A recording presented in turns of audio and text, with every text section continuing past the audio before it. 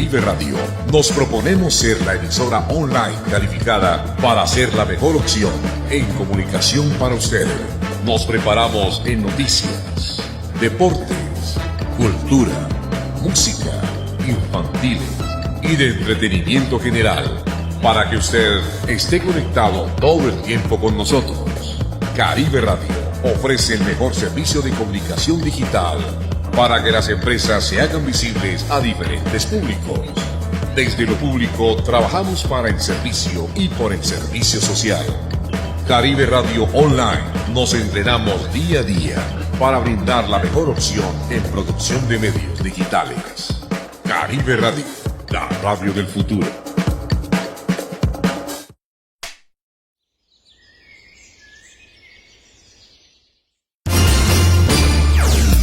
Los conceptos, productos y servicios del siguiente espacio son responsabilidad del director del programa y no representan el pensamiento de esta emisora.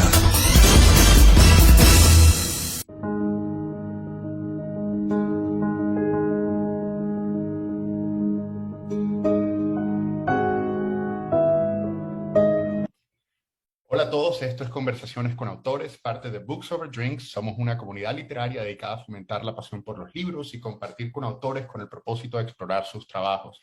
Nos complace tener con nosotros a Ada Torres Toro, un nombre y una voz familiar para muchos desde su experiencia como periodista, para prensa escrita, radio, televisión o como comunicadora y empresaria.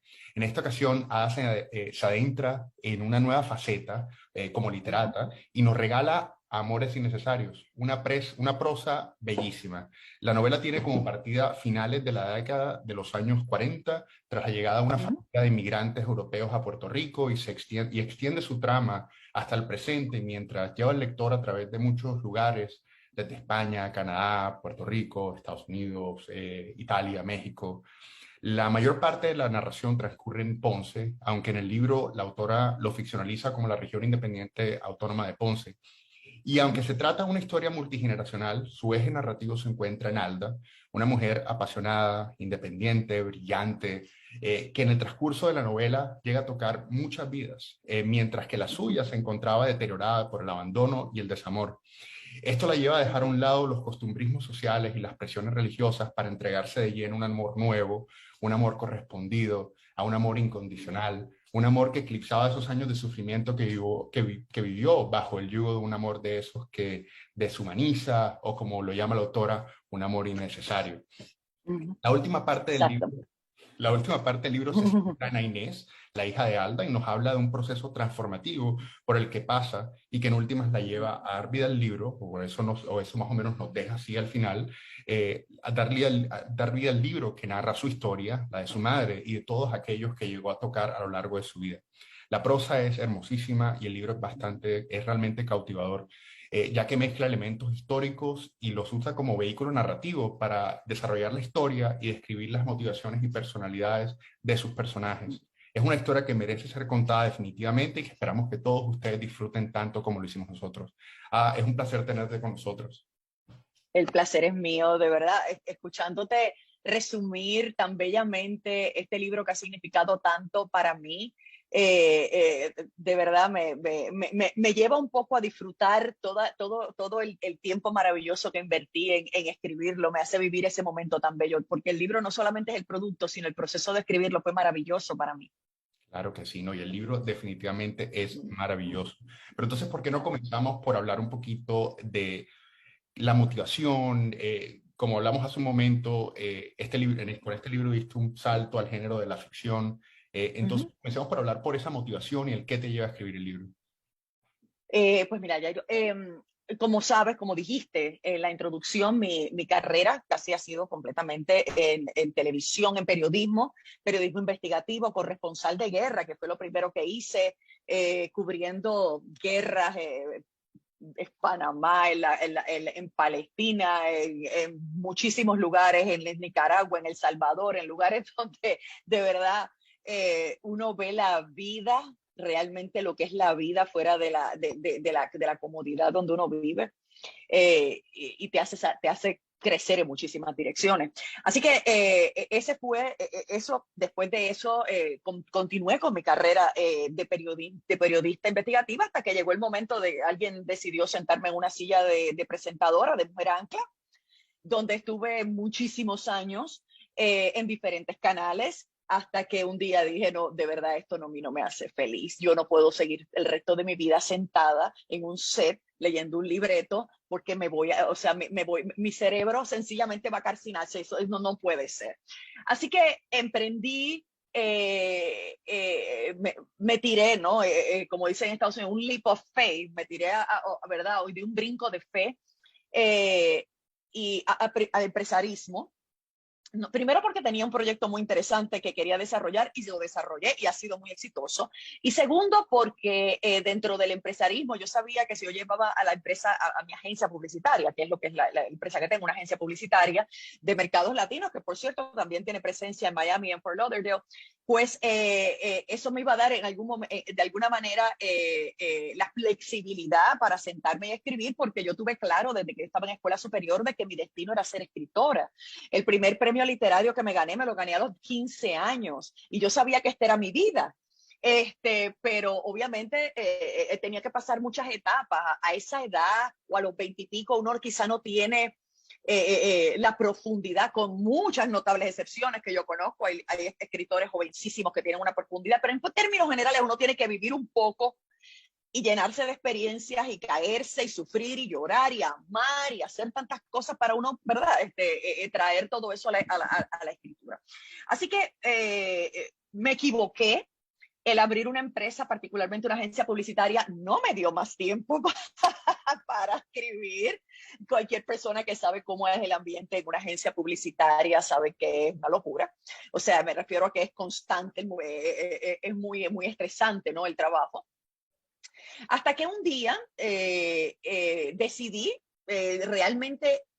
He seguido pensando y pensando y pensando cuál fue el impulso, pero no lo sé. Lo único sencillamente que llevaba demasiado tiempo planificando esto. Y un día, sin avisarle mucho, sencillamente le dije a mi esposo, mira, me voy para Ponce. Yo soy de Ponce, que es el sur está en el sur de Puerto Rico. Nacida y criada allí, pero ahora vivo en San Juan. Y le dije a mi esposo, mira, yo me voy para Ponce, me voy con esta maleta de diarios. Esa maleta aparece en la novela, esa maleta es real.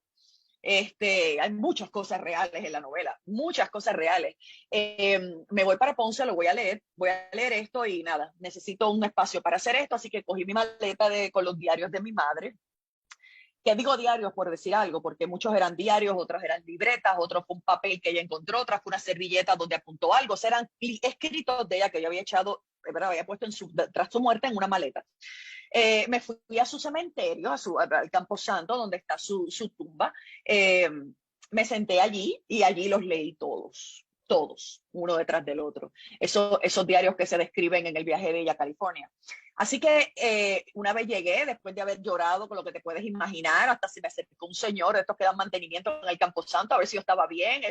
O sea, no sabía qué estaba haciendo. Esta señora lleva ahí horas llorando y leyendo, ¿qué le pasa? Regresé al hotel donde me estaba quedando en el hotel Bélgica, que en la novela se convierte en el Hotel Girón. Yo estuve muchísimas veces quedándome en ese hotel para poder describir cada detalle de ese hotel, que es uno de los primeros hoteles que abrió en Puerto Rico. Y ahí mismo abrí la computadora y empecé a escribir. Habrá quien piense, ¿verdad? El primer draft salió como en 5 o 6 meses y es un libro ¿verdad? Es un libro grande, ambicioso, es un libro de casi 400 páginas, pues una saga familiar. Y habrá quien piense que tardé mucho, pero no tardé mucho. Digo que tardé muy poco, pero no. Realmente tardé 15 años en escribirlo. 15 años en digerir la muerte de mi madre, en pensar sobre ella, en atreverme a leer esos libros, esos diarios, en sentarme. Pero la historia ya estaba en mi cabeza, así que una vez lo terminé, pues vino la próxima parte interesantísima, que era, bueno, ¿qué voy a hacer con el libro? Tengo que decir que me siento humildemente honrada de que pues escogí 2 editoras al azar y le envié el libro a las 2 y las 2 me dijeron, perfecto, ven y firmé con una. El libro se publicó rápidamente y bueno, la respuesta del libro, de verdad que yo pensaba que había escrito una buena obra, mi esposo pensaba que había escrito una buena obra, pero la opinión de mi esposo siempre va a ser esa. Los editores, ciertamente, pero fuera de ese grupo yo no tenía la opinión de nadie. Y fue cuando el libro sale y empiezo a escuchar la resonancia que tuvo en la gente. Cuando yo llegué a Ponce a presentar este libro, yo salí llorando. O sea, lo que significó este libro para tanta gente. Hay caballeros bien mayores que se me han acercado, quizás de la generación de mi padre, que se me han acercado a decirme cómo esto les tocó, cómo quizá un poco a justificar su generación de que eran personas así y no sabían nada mejor. Ha habido mujeres que se me han acercado con unas experiencias de vida increíbles. Lo más espectacular que me ha ocurrido con esta novela, para que veas como, o sea, el impacto que yo no esperaba que tuviera en la gente. Estoy en un centro comercial con muchísimas cientos de personas a mi alrededor. Estoy allí en una tarima, me están entrevistando porque hay una librería en este centro comercial que estaba auspiciando este evento. Y cuando termina el evento, yo sencillamente bajo a firmar libros, se me acerca esta muchacha que tiene una mascarilla, pero se nota que está llorando, la puedo ver que está llorando profusamente. Y la miro y me dice, mira, Ada, yo no vine aquí a tu actividad, ni vine a comprar tu libro. Yo sencillamente estaba caminando por aquí y escuché cuando dijiste el título, Amores Innecesarios, y me detuve y lo tomé como una señal de Dios de que yo tenía que quedarme aquí. Yo me estoy divorciando, yo no sé de qué es tu libro, pero yo sé que tu libro me va a ayudar porque eso es lo que yo estoy viviendo, un amor innecesario. Te puedes imaginar que las dos nos abrazamos y empezamos a llorar ambas. Así que el libro ha sido un viaje maravilloso el escribirlo y otro proceso maravilloso el encontrarme con las fibras íntimas que ha tocado en tantas personas. Y una cosa que te iba a preguntar era que quienes te conocen y han seguido tu trayectoria profesional como periodista, más que todo en televisión, quizás se sorprenderán al leer el libro, no solo porque está escrito con... es una obra de ficción, sino que, o está ficcionalizada, sino que también tiene una voz diferente a la que estamos acostumbrados. Muy diferente. Entonces, ¿cuál fue la respuesta de quienes únicamente conocían esa faceta periodística tuya? Pues mira, ha habido de todo. Yo creo que la inmensa, bueno, por el ritmo de las ventas del libro, tengo que asumir que la gente lo está aceptando y por el feedback y lo que me han escrito y los reviews que han escrito en los diferentes sites, yo tenía mucha preocupación con eso, precisamente, con que la gente se le hiciera difícil desvincular a la Ada que está sentada en el noticiario prime time leyendo noticias del gobierno y de la corrupción y de la política, y de ahí pudieran ver a una Ada que está haciendo esto que no tiene nada que ver. Pero no, creo que la gente lo pudo hacer, la gente pudo desdoblarse completamente, o sea, olvidarse de quién es Ada y realmente entrar. Pero yo creo que si alguien entró a ese proceso con dudas, yo creo que desde la primera página, porque yo me ocupé de que fuera así, desde la primera página, desde la primer párrafo, que es una oración larguísima, que es un párrafo entero, que es casi una oración nada más. Desde ahí, yo creo que la persona va a saber que esto no es que esta es mi voz literaria, que esto no es la voz de la periodista, de la reportera, esta es la voz literaria. Así que sí, ha sido un proceso maravilloso. Ha habido, no críticos literarios, ha habido comentaristas de farándula que por algún motivo sienten la necesidad de incluir a los periodistas en la farándula, no sé por qué, y a los escritores, etc. Pero ha habido uno que otro pero ¿y esta qué se cree? Que de periodista puede brincar a escribir libros. Y yo con cara de decirle, pues sí, pero no son cosas que yo le doy mucha importancia. Lo que la gente realmente no le doy ninguna. La gente que está comprando el libro y que lo está leyendo, sí han podido hacer dejar a una Ada atrás y abrazar a la nueva. Claro que sí. Una de las cosas únicas del libro es que la obra siento que respeta muchos de los hechos y momentos que marcaron la historia de Puerto Rico, como fue el derrumbe de Mameyes en octubre del 85, e incluso lo utiliza como vehículos narrativos para la historia, de allí que para la historia. Sí, Alda, por ejemplo, termina siendo una figura importante para el apoyo de los damnificados. Entonces eso me pareció interesante, la mezcla de historia con ficción. Gracias. Y que ocurre durante la boda de una de las hijas de la familia. Sí.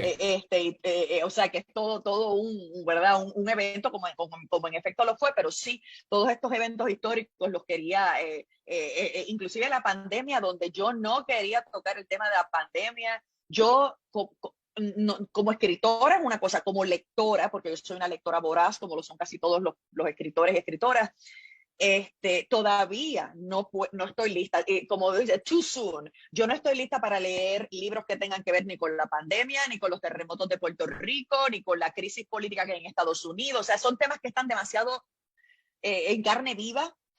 Pero sí terminé la novela en el inicio, ¿verdad? En la pandemia.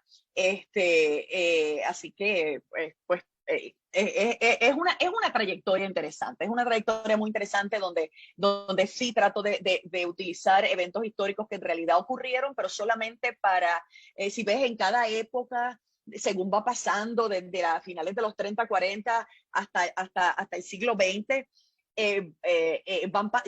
muchos capítulos empiezan describiendo la época, dándote el sabor de la época a través del vestuario, a través de la música, a través de las cosas que están pasando. Así que, y esos son elementos que sí tienen que estar, para mí era importante insertarlos en la historia, y creo que la hace mucho más rica y mucho más profunda. Hablemos de la música. El libro está lleno de muchísimas emociones, ¡Oh! desde El libro, y desde la tristeza, los traumas emocionales, pero también está lleno de mucho humor, romanticismo mucho, y de música. Yo y te de música. comentaba antes de comenzar la entrevista que mi esposa en varios momentos se me quedaba mirando mientras yo lo leía y toda intrigada me decía, pero ¿qué está pasando en la historia? ¿Por qué te ríes tanto? ¿Por qué estás triste y todo eso? Y en referencia en cuanto a la música, una de las, no sé si recuerdas, bueno, por supuesto, es el personaje que escribiste, ese personaje caricaturesco que cuida a Inés, Wisin, Vicín, el que es chofer. a bailar. Entonces, en el tema de la música, una de las cosas que me sorprendió es que hasta en Spotify Sí, encontré, hay un playlist del libro. sí, Que sí, lo hay. que tiene la música de la que hablas, las canciones como Madrigal de Sí, Dani Rivera. Entonces, ¿por qué hay para, tantas referencias musicales en el libro? bueno, primero porque yo soy una gran estudiosa y amante de la música. Cuando digo estudiosa y amante de la música, es que yo inclusive escucho música que no me gusta, sencillamente para saber, para estudiarla, no me tiene que gustar, pero quiero conocer, quiero saber qué es lo que hay detrás de esto, ¿verdad? Y eh, por ejemplo, ahora que tenemos la herramienta de Spotify, una de mis actividades favoritas es un día que tengo un ratito de tiempo, sentarme y preguntarle a Spotify, dime cuáles son, que by the way es un ejercicio que recomiendo mucho. Spotify, dame el top 20 list de lo que están escuchando en Lituania en este momento, en Madagascar, en Marruecos, en Francia. O sea, dime qué es lo que está. Normalmente las primeras cinco canciones son las mismas en todas partes del mundo. En todas partes del mundo, Bad Bunny número 1, J-Lo número 2, J Balvin número 3, y luego por ahí empieza el resto de la gente. Pero después, como de la canción 5 o 6, tú empiezas a escuchar las canciones de los artistas locales de cada país que no han trascendido a otro lugar todavía. Y eso es una cosa maravillosa, es uno de mis ejercicios favoritos. Yo me inspiro mucho con la música. La música es un conductor. Para algunos escritores es el alcohol, por ejemplo. Para unos es qué sé yo, el mar. Para otros es el silencio. Para el conductor mío, el catalítico mío, ¿verdad? Es la música. Así que yo decidí crear un playlist privado para mí, porque cada vez que, pues, no es solamente la música, sino la variedad de la música, porque esta historia se desarrolla en 30 ciudades alrededor del mundo. Y en esas 30 ciudades hay referencias musicales. Así que yo, pues, cuando llegaron a Italia, me acordé de mi primer artista que adoré, Zúcaro. Puse la primera canción que escuché de Zúcaro allí. Cuando llegamos a Costa Rica, tuve que poner mi canción favorita de ese grupo maravilloso que se llama Malpaís, de Guanacaste, Costa Rica, de ese país tan maravilloso, hermano. Cuando llegamos a República Dominicana, puse una canción de San Blas. O sea, para tratar de darle sabor a la cosa. Y cuando terminé la novela, iba a borrar el playlist, que yo lo escuchaba mientras estaba escribiendo. Tiene también mucha música instrumental preciosa. Y yo la escuchaba mientras leía y me ayudaba a conectarme más rápidamente. Cuando termino el libro decido pues borrar el playlist y mi esposo me dice, pero ¿para qué tú vas a borrar eso? Claro. Organízalo, límpialo, está público, anúncialo, ponemos el icono en tu página de web y lo hicimos. Esto tampoco es un experimento, quizás un experimento digital nuevo que que no se nos ocurrió con esto, pero esto no es un experimento novel. Recordemos que en el 95 Laura Esquivel escribió esa obra maravillosa que se llama La Ley del Amor, que venía con un CD detrás y tú tenías que escuchar La Ley del Amor con el CD, pero doña Laura Esquivel, por supuesto, muchas más instrucciones que yo, y en el libro, para de leer, pon el track número 5, ok, ahora continúa, o sea, era muy estructurado. Así que es quizá un poco un homenaje a esa maravilla interactiva que en el 95 se inventó Laura Esquivel, que quisimos hacer esto, pero de una manera más sencilla porque ya estamos en la era digital. Así que las personas que lean, que escuchen esto y quieran, y estén leyendo la novela o la vayan a leer, les recomiendo que para añadirle una capa adicional que les va a fascinar, entren a amoresinecesarios.com o a datorrectoro.com, que ambas llevan al mismo sitio, y le dan scroll hasta abajo a donde encuentran todos los iconos de las redes sociales, le dan a Spotify y van a entrar directamente al playlist de Amores Innecesarios y sé que se lo van a disfrutar muchísimo. Completamente recomendado. Esa fue mi experiencia personal. Cuando iba en el libro y me encontraba con una música, una canción nueva, paraba el libro, la escuchaba. Es un complemento realmente. Gracias. Y nos habla sobre los costumbrismos y regionalismos particulares o característicos en Puerto Rico. El libro como tal se presenta de una forma más genérica y universal, de ahí que ficcionaliza el nombre de Ponce. ¿Qué tanto hace eco la historia con otras regiones en Latinoamérica? Perdón, ¿me repites la pregunta? ¿Qué tanto hace eco esta historia? Porque esta historia como tal no es una historia a pesar de que se da en Puerto Rico, es una historia que prácticamente pudiese hacer eco en muchas otras partes. Sí, perdóname, es que no escuché la palabra eco, disculpa. Sí, en muchísimos lugares la historia, la novela fue escrita con una internacionalidad intencional. Yo no escribí esta novela, por supuesto, partiendo de Puerto Rico y partiendo de Ponce, o que yo convertí en una república, la región independiente autónoma de Ponce.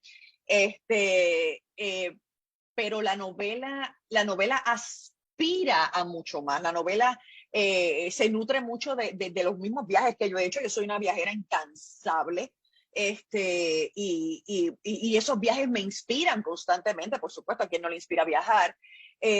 Así que, pues, verá un poco por ahí fue la cosa. Creo que muchos lugares en América Latina, todos los países en América Latina, a quienes he visitado a todos, menos a Guyana y a Bolivia. Todos los demás países de América Latina, desde México hasta Tierra del Fuego, los he visitado a todos y a todos. De verdad que todos han sido como una cosa maravillosa. Claro, muchos de esos los he visitado como periodista, que conste. Pero en todos esos lugares hay la experiencia de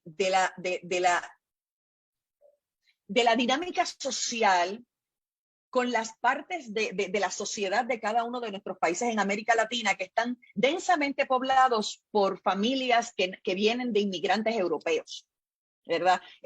Todos tenemos eso. En Puerto Rico tenemos una cantidad enorme de familias con unos apellidos extrañísimos que resultarían extrañísimos para el resto de América Latina: alemanes, daneses, españoles, alemanes muchísimos, franceses, corsos, y es porque Puerto Rico, ¿verdad? Que aunque nosotros queremos siempre vernos o tendemos a vernos hacia Estados Unidos, realmente nosotros a quien pertenecemos nosotros somos hermanos de estas islas, nosotros pertenecemos a las Antillas, nosotros somos hermanos de República Dominicana, de Haití, de Cuba, de todas las islas pequeñas. O sea, es a esto a que nosotros pertenecemos. A mí siempre me llama la atención de que nosotros, el puertorriqueño, curiosamente, no se siente conectado con el resto de las islas, a menos que sea para ir a sacar el bote e ir a visitar una que otra isla de fin de semana. Ahí sí no. Pero, o sea, tú le preguntas a un puertorriqueño qué conexión cultural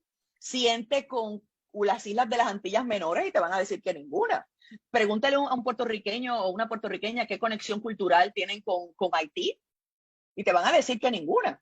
Probablemente la conexión más fuerte es con Cuba y con República Dominicana y con México. Pero por los puertorriqueños tendemos a olvidar mucho lo que somos y de dónde venimos. Así que esos inmigrantes y esa comunidad que yo explico allí, yo la he visto en todos los, en mayor o menor grado, en casi todos los países de América Latina. Cuando fui a Venezuela, a la colonia Tovar, o sea, en todos lugares hay enclaves, ¿verdad?, de estos inmigrantes que realmente no son, que se han hecho parte de allí, que viven allí. Así que de ahí parte la novela, de esta familia de inmigrantes que, aunque lo son, ¿verdad? Se sienten totalmente ponceños, se sienten puertorriqueños. Y hay una parte donde dice, Ponce tiene una manera muy particular de decidir quiénes son sus hijas y sus hijos. Y bueno, pues vas a Ponce y este es el edificio Wirshing, y este es el edificio Schuper, y este es el edificio, y son familias ponceñas con la mancha de plátano, como decimos aquí en Puerto Rico. Así que yo creo que sí que va a haber mucha resonancia con eso. En Puerto Rico pues tenemos ¿verdad?, esa trayectoria, pero también, y esto sí a diferencia de muchos países latinoamericanos, también tenemos el influjo enorme de la inmigración norteamericana, de Estados Unidos. O sea, nosotros tenemos la salida de acá para allá, pero también tenemos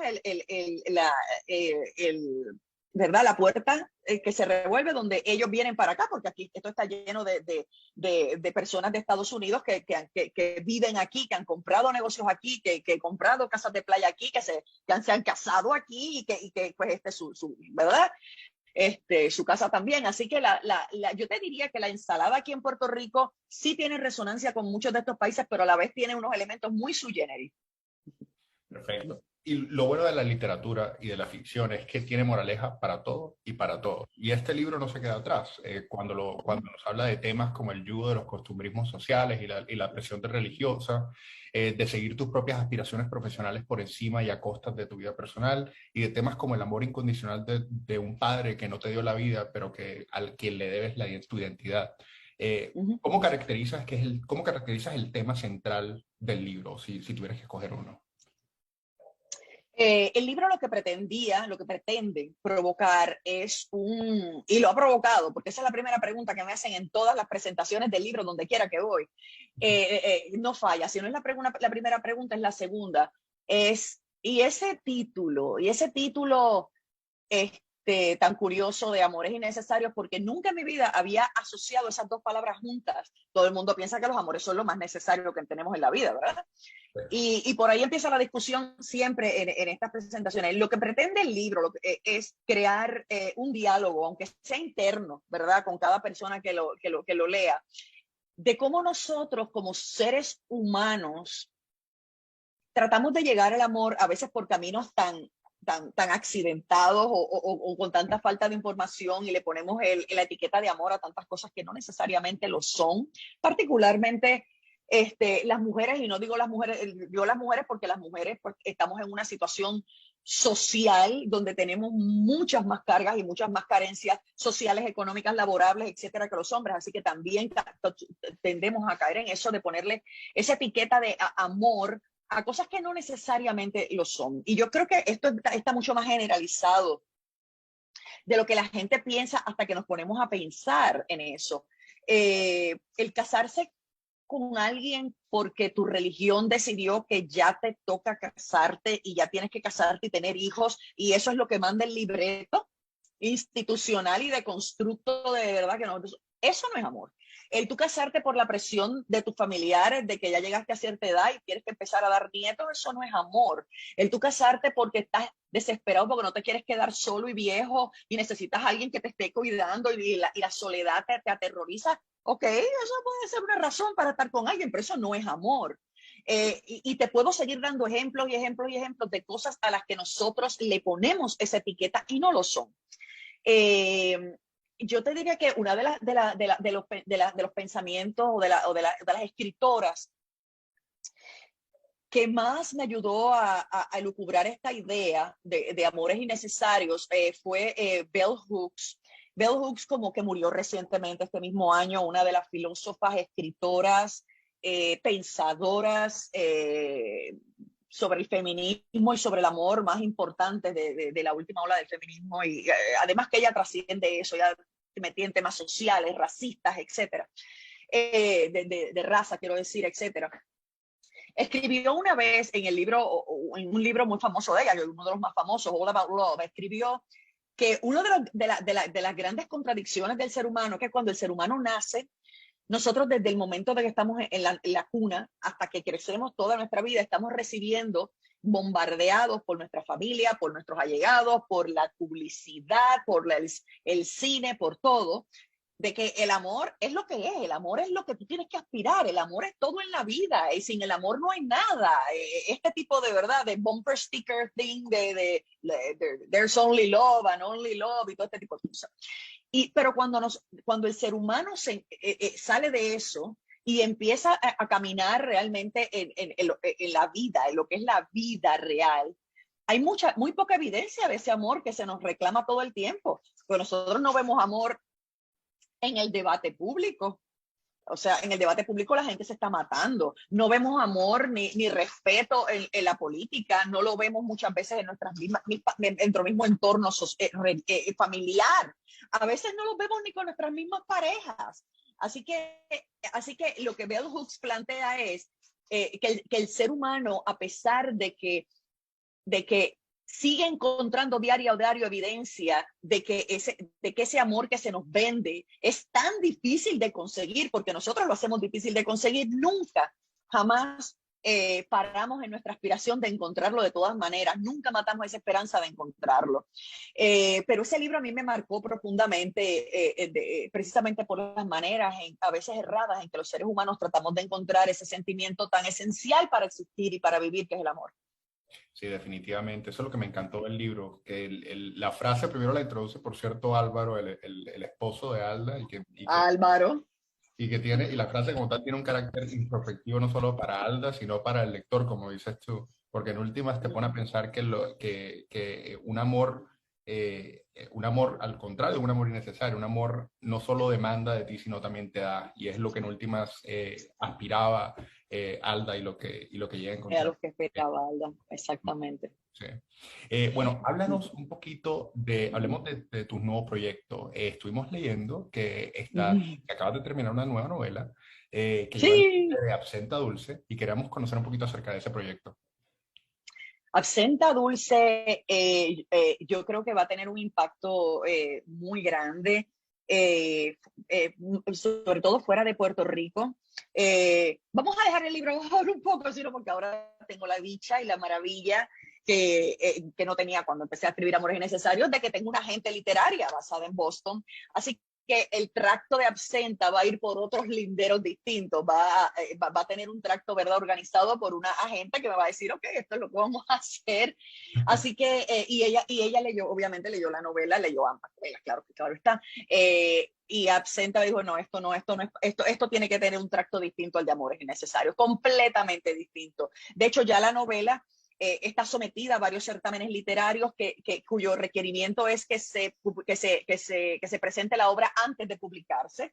Así que estamos pasando por ese proceso ahora para entonces entrar a la publicación a finales de este año. Absenta Dulce es otro proyecto que me tomó muchos años desarrollar. Y el final, después del epílogo, hay un pequeño párrafo que explica cómo se hizo la historia o el timeline de la historia, y resulta muy interesante.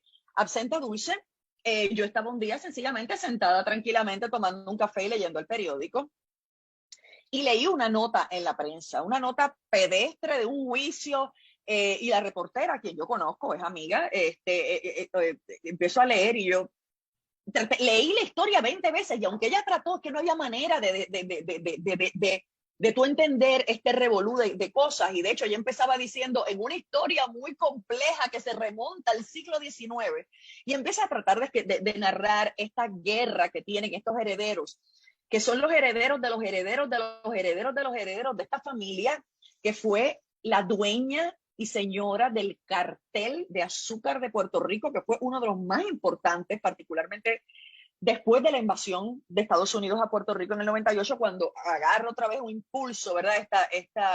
Esta industria que estaba un poco alicaída después que se abolió la esclavitud.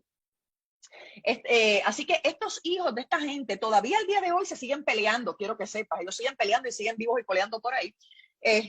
Y entonces me interesa la historia y como, bueno, pues como tengo la facilidad de, mira, yo soy Ada, soy periodista, quiero hablar contigo, pues llamé a uno de los abogados y le dije, mira, esto no es para un reportaje ni nada, esto es una curiosidad intelectual que tengo, y el hombre más amable no pudo haber sido, me recibió, me contó la historia, ya, me explicó, me dijo las complejidades y empezó a narrarme, ¿verdad?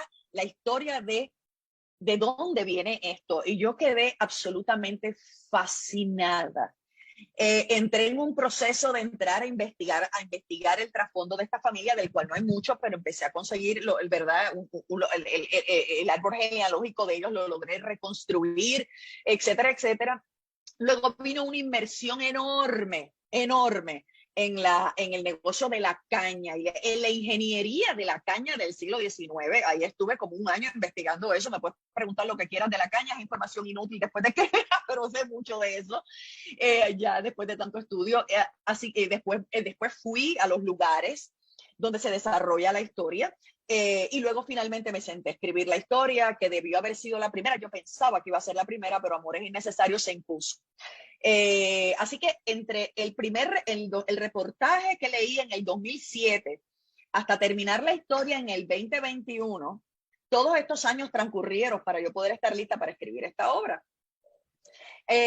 Así que cuando me siento a escribirla, esta familia, básicamente para darte una sinopsis muy breve, esta familia que es de origen francés, como en la realidad lo fueron, una familia francesa, llega a Puerto Rico, al oeste de Puerto Rico, a un área a un pueblo que se llama Cabo Rojo, que fue muy importante en esto, el oeste completo fue muy importante en el tema de la caña de azúcar. Llegan ahí y sucede una serie de cosas donde es la mujer, son dos mujeres en particulares, las que se quedan como dueñas o sea, esto es casi un saludo a Rómulo Gallegos y a Doña Bárbara. O sea, son dos mujeres que en un tiempo donde las mujeres no hacían esto, literalmente acaban con todos los hombres, con todos los obstáculos. Ellas ponen y quitan gobernadores, alcaldes. O sea, esas mujeres existieron, pero no llega ahí. No solamente se queda ahí. Estas mujeres, esto es a nivel profesional, a nivel de negocio, a nivel personal, privado, ellas se acostaban con el marido, con el amante, con el segundo amante, le parían un hijo a uno, le parían un hijo al otro. De momento me cansé, me fui a Estados Unidos, parí otro hijo por allá. Una de ellas, uno de sus hijos la encontró con un amante, mató el amante. O sea, la historia, es que la realidad siempre supera la ficción. O sea, la historia de esta familia, yo después que lees el libro, Dios mío, o sea, es una historia que en el siglo XXI hubiera sido impactante. Imagínatela en el siglo XIX. Claro. Es fascinante. Entonces, yo lo que hago es que cuando empiezo a ficcionalizar esta historia, me llevo esta historia totalmente ficcionalizado, porque yo en verdad no sé de qué parte de Francia vinieron, ni mucho. Me los llevo a París y comienzo con el nacimiento de una de ellas en el 1864, de una de las mujeres en París.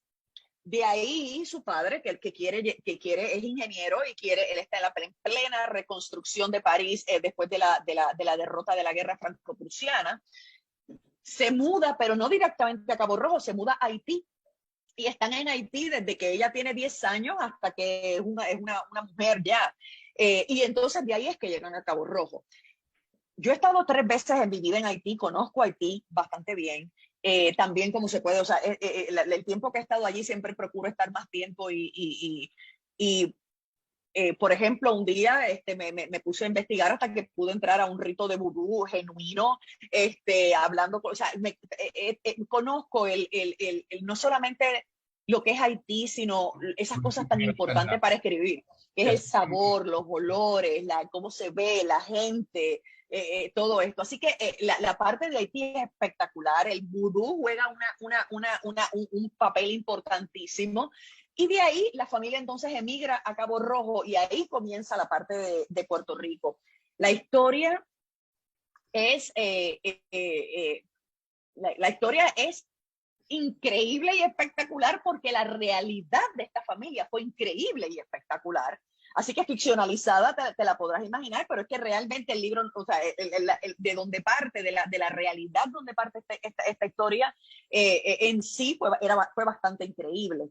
Así que, pero en la historia yo pongo muchísimos otros elementos, traigo muchísimos personajes, ¿verdad?, ficticios que la impulsan.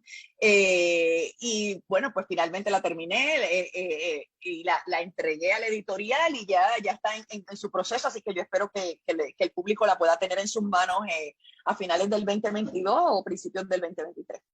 Fascinante. Lo cual, si es este año, serían 2 novelas en un año, así que... Imagínate eso. Pero fascinante, y me encanta y me parece fascinante la labor investigativa que llevas a cabo para desarrollar sí. obras. Bueno, en eso me ayuda el trasfondo de periodista investigativa. Se me hace muy fácil investigar cosas bien oscuras y difíciles quizá de conseguir, y a veces pero las logro conseguir.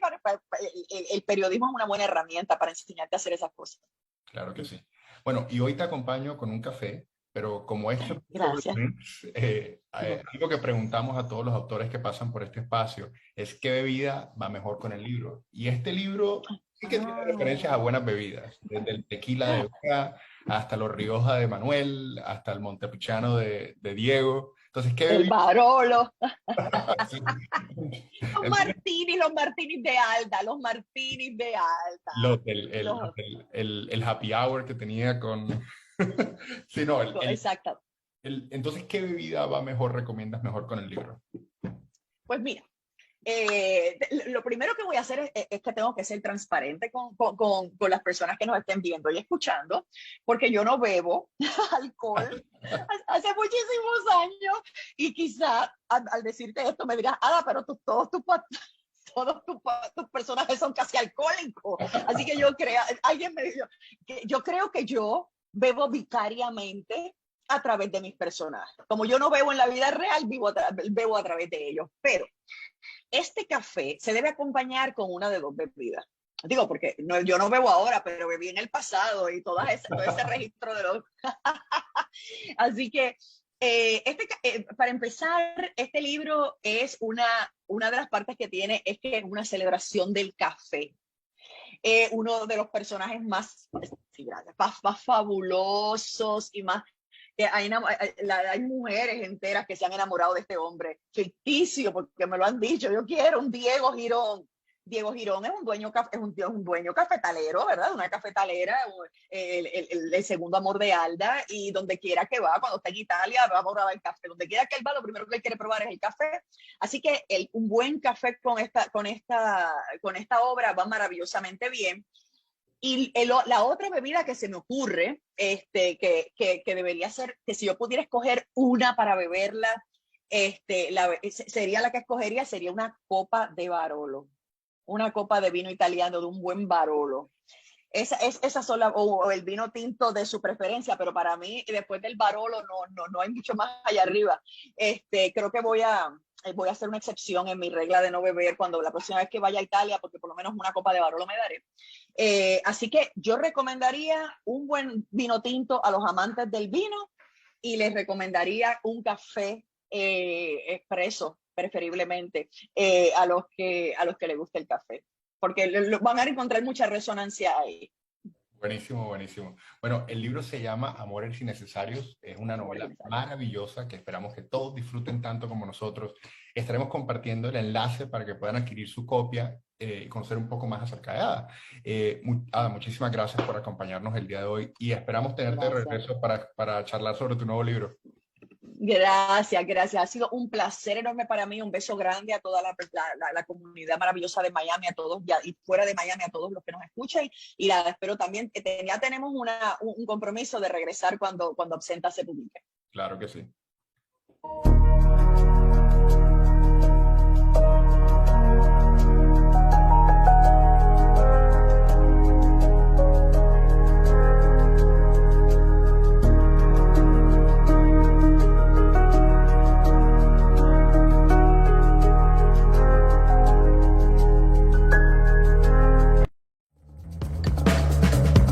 Caribe Caribe Radio nos proponemos ser la emisora online calificada para ser la mejor opción en comunicación para usted.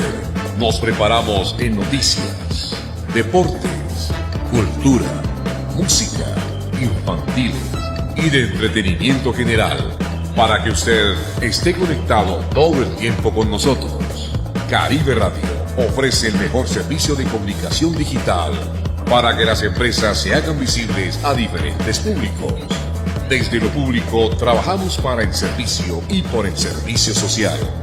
Caribe Radio Online nos entrenamos día a día para brindar la mejor opción en producción de medios digitales. Caribe Radio, la radio del futuro.